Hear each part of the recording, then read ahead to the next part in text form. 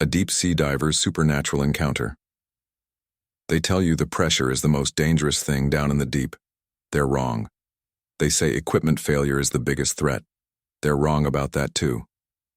The most dangerous thing is realizing you're not alone. It's finding something that shouldn't exist, something that sees you, and something that doesn't want you to leave. My name is Elias Vance.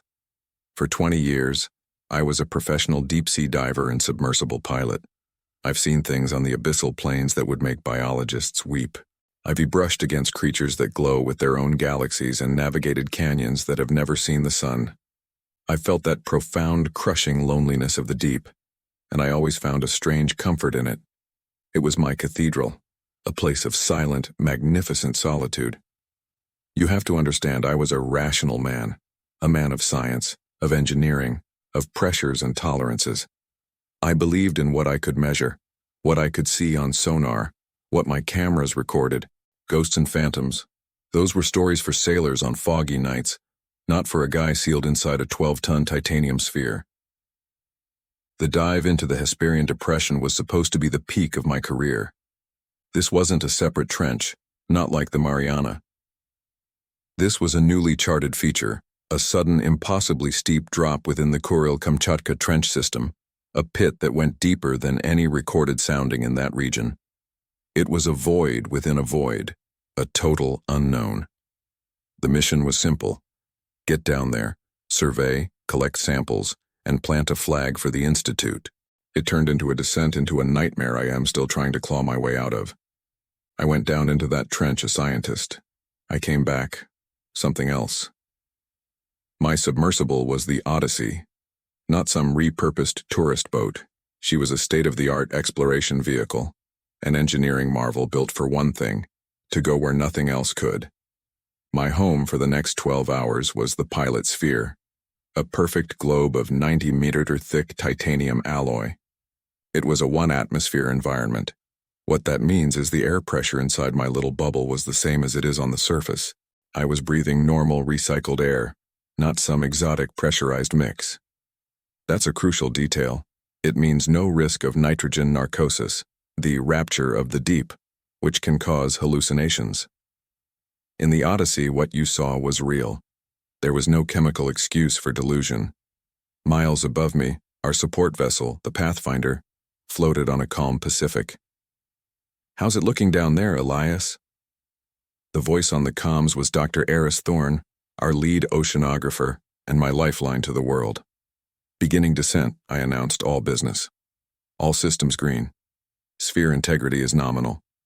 "Copy that, Odyssey," Eris crackled back. "We've got you on acoustic tracking.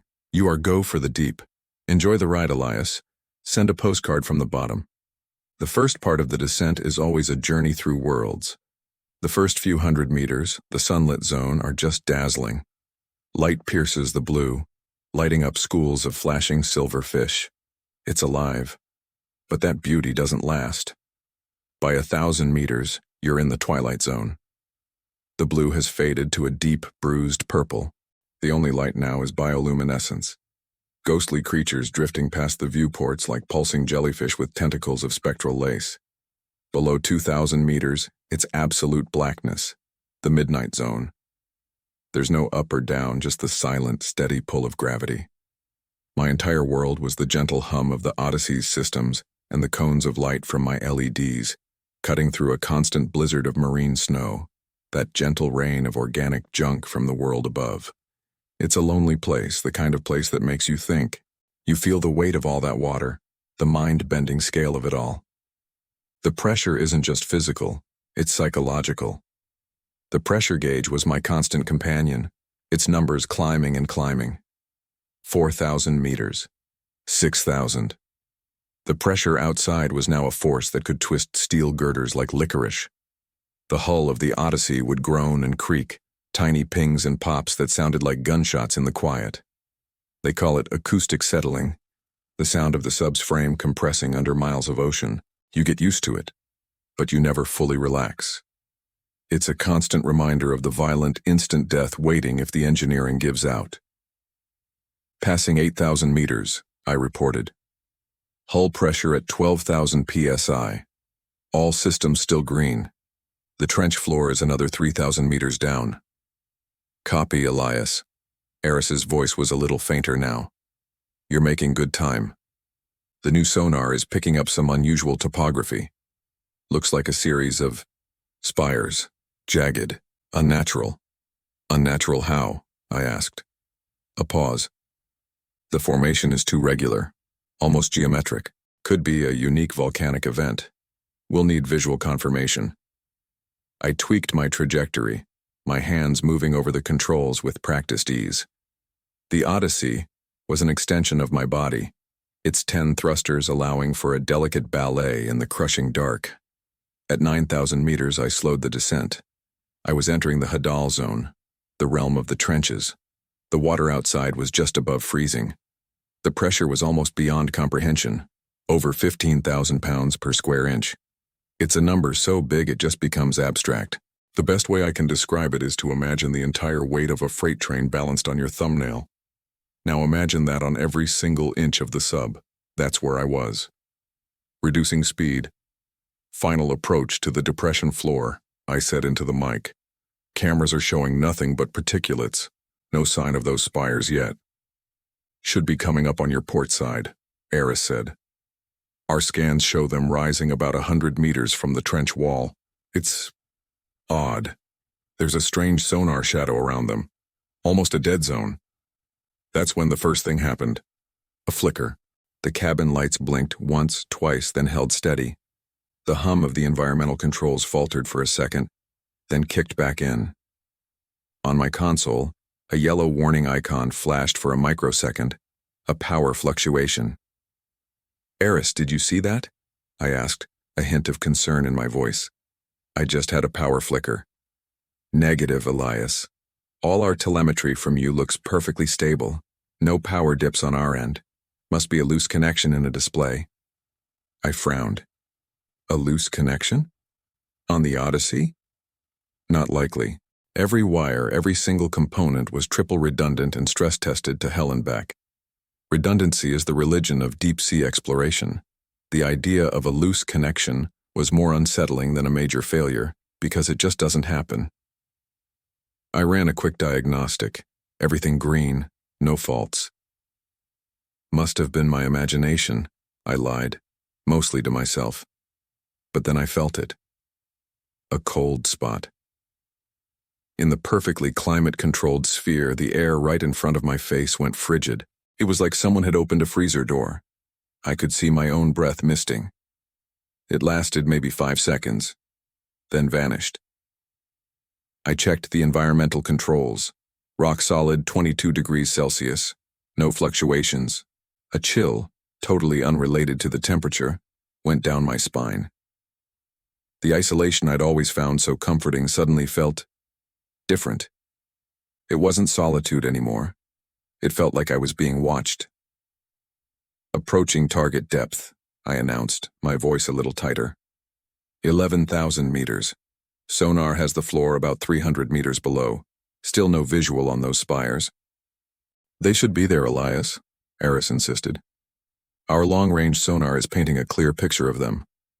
But there's that acoustic anomaly again. It's like a curtain. Something is scattering our signal right in front of the formation. I nudged the Odyssey forward, the powerful LEDs cutting through the ink. The marine snow was thicker here, a swirling vortex. And then, at the absolute edge of my lights, I saw it.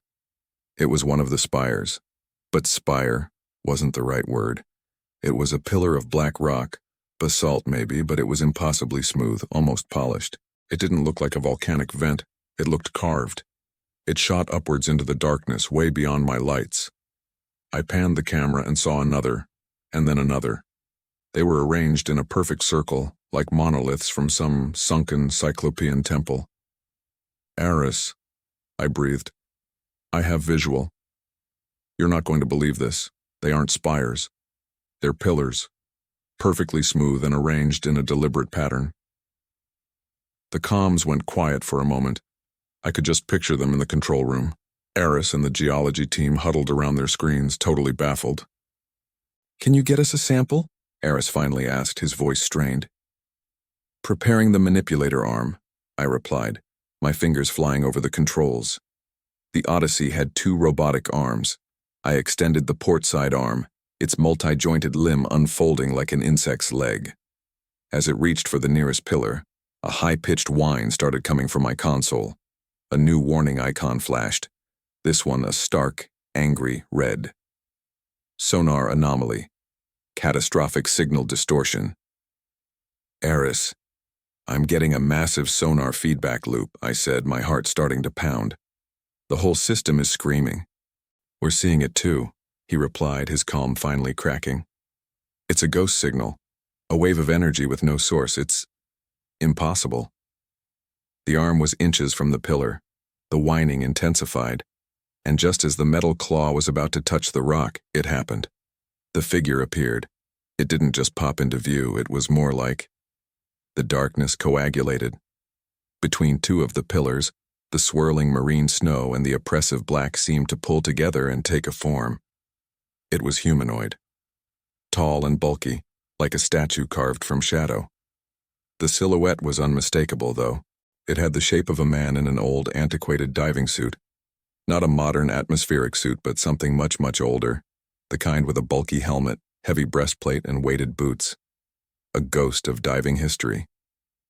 I froze. My breath caught in my throat. My rational brain was screaming. Hallucination. Stress. Anoxia. But I knew, with a chilling certainty, I was breathing perfectly good air in a 1-atmosphere sphere. This wasn't narcosis. This was real. The figure was just floating, not swimming. It just drifted in the impossible pressure, a silent sentinel. It seemed to absorb the light from my LEDs, making it look blacker than the water around it. A dim, sick green-white glow pulsed faintly from where its helmet's viewport would be. My hand hovered over the comms button. What was I supposed to say? Eris, there's a ghost down here. They'd pull me up so fast my career would be over before I hit the surface. I'd be a cautionary tale. So I just stared, my mind a storm of terror and disbelief. All the legends you hear, the phantom divers, the deep-sea hauntings, they all came rushing back. Just stories, weren't they? Then it moved. It didn't swim. It glided. Effortlessly. It drifted forward, out from between the pillars, right into my lights. As it got closer, I felt that unnatural cold again, but this time it was a wave of icy dread that washed over the whole sub. The internal temperature gauge on my console visibly dropped. 22 degrees, 20, 18. A delicate frost pattern bloomed across the inner surface of the viewport in front of me. This was not in my head. The figure slowly raised an arm. It wasn't a threat. It was a gesture, a clear, unmistakable warning. It was telling me to go back. My blood ran cold. This wasn't some passive apparition. This was an intelligence, and it knew I was here. For a long moment I was paralyzed. My mind, used to quantifiable threats, just couldn't process a phantom at the bottom of the sea. My training finally kicked in. The prime directive for any pilot is to survive, and every instinct I had screamed that this thing was a threat far greater than pressure or mechanical failure. I had trespassed. Eris, I whispered, aborting the mission. I repeat, aborting, preparing for immediate ascent. Elias? What's wrong? What did you see? Eris's voice was sharp with alarm. No time. Just get ready for a fast ascent, dropping ballast. The ascent procedure on the Odyssey is foolproof. The sub descends using massive steel blocks held by electromagnets. To go up, you just cut the power. The weights drop, and the sub's buoyant foam core rockets it to the surface. It's a dead man's switch. It has multiple redundant releases. It cannot fail. I reached for the primary release switch. As my fingers closed around it, the figure drifted closer. The green-white light from its helmet flared, flooding my cabin with a nauseating glow. I flicked the switch. A click. Then, nothing. The ballast released indicator stayed dark. A red error light flashed next to it. Magnetic coupler fault. No, I whispered. No, no, no. Elias, what's happening? Eris yelled over the comms. We've lost your primary telemetry. What's your status? Primary ballast release is non-responsive, I shouted, my voice cracking with panic. Switching to secondary, I slammed the cover off the emergency backup and flicked it. Again, nothing. That same mocking error light. This wasn't just a failure, this was a violation of engineering. The two release systems were on completely separate circuits. For both to fail at the same time wasn't just improbable, it was impossible. Outside, the figure had stopped. It just hung there in the water, a silent, malevolent statue, its glowing gaze locked on me. And I knew. With a certainty colder than the abyss, I knew when it was doing this. This wasn't a malfunction, it was an attack. Comms are breaking up, Eris, I yelled as a shriek of static ripped through the speakers. Something is interfering. Can you hear me? Lias, repeat. His voice dissolved into static and then silence. The comms were dead. Then the lights went out. Not a flicker. Everything.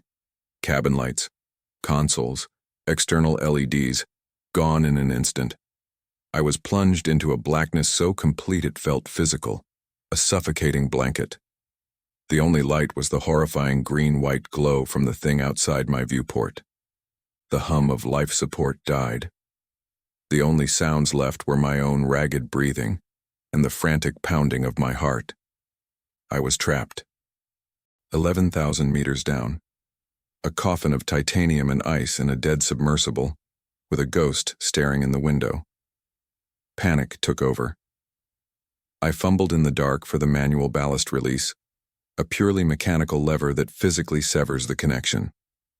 The last resort. My fingers found the cold steel. I pulled. It didn't budge. It felt welded in place. I put both hands on it, braced my feet against the bulkhead, and pulled with everything I had. The metal groaned, but it wouldn't move. The cold was becoming unbearable. The frost on the viewport was a thick layer of ice now, obscuring the phantom's shape, leaving only its chilling light. My breath came out in ragged white plumes. The emergency backup display, on its own tiny battery, read 5 degrees Celsius, and dropping. Despair washed over me. This was it. This is how I die. Not in a catastrophic implosion, but a slow, freezing death in the dark, haunted by an impossible creature. I'd be another ghost story for sailors. My oxygen would last for hours, but I'd freeze to death long before that. I slumped back in my seat, defeated, my eyes fixed on the pulsing green light. In that moment, I felt a wave of pure, unadulterated hatred wash over me from outside the hull. It was a consciousness, ancient and powerful and filled with loathing for me, for my little metal machine, for my intrusion into its silent world. Then, a new sound, a low, grinding shriek of protesting metal. I braced for the end, thinking the hull was finally giving way. But the implosion never came. Instead, the Odyssey lurched violently upward, throwing me against my restraints. The grinding noise was the sound of the ballast weights being torn from the hull. The emergency display flickered to life. Ascent rate, critical. I was shooting toward the surface like a cork. The ballast hadn't been released. It had been ripped off. The ascent was pure chaos. I wasn't a pilot anymore. I was a passenger on an uncontrolled missile. The Odyssey was spinning, tumbling as it screamed towards the surface. Alarms I didn't even know we had were blaring in the darkness. I was sure the viewport would be the first thing to go. I don't remember all of it. I think I blacked out. My last conscious thought was of that green light fading into the abyss below. It hadn't tried to kill me. It had let me go. Or maybe it just threw me out. I woke up to violent rocking and frantic shouting. Daylight so bright it hurt flooded the cabin. The hatch was open, hands were pulling at me. I could smell salt and diesel fumes. I was on the surface. I was alive. They told me the Odyssey had surfaced 3 miles from the Pathfinder's position. It was a miracle they found me at all. She was battered and scarred with 2 huge gashes where the ballast assemblies had been forcibly torn away. The official report was a masterpiece of saving face. Cascading power failure, it said, originating from a previously undetected flaw in a primary battery cell. This surge, they claimed, fried multiple systems, including comms and the ballast release. The violent ascent.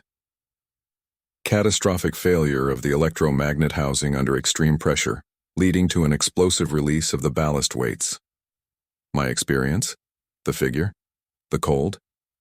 They explained that away, too. A micro-leak in an oxygen valve, they hypothesized, had caused a stress-induced hallucinatory episode. It was nonsense. A 1-atmosphere system can't cause narcosis or hypoxia like that without setting off a dozen alarms, none of which went off. But it was a plausible story. It closed the book. It preserved the reputation of the Institute and their multi-million-dollar submersible program. They called me a hero. They said my calm handling of an unprecedented emergency saved my life in the vessel. They gave me a medal. I took it. And I resigned the next day. I never dived again. I can't. Sometimes at night when the house is quiet, I can still feel it. That profound, absolute cold. That feeling of being watched by something ancient and hateful from a place of eternal darkness. I don't know what I saw down there in the Hesperian depression. A ghost? A guardian? Some unknown entity whose existence shatters our understanding of life? I went down there looking for science. I found a truth that science can't explain. They tell you the pressure is the most dangerous thing in the deep. They're wrong. The most dangerous thing is the knowledge that some places are meant to stay undiscovered, and that something is down there, waiting, to make sure they stay that way.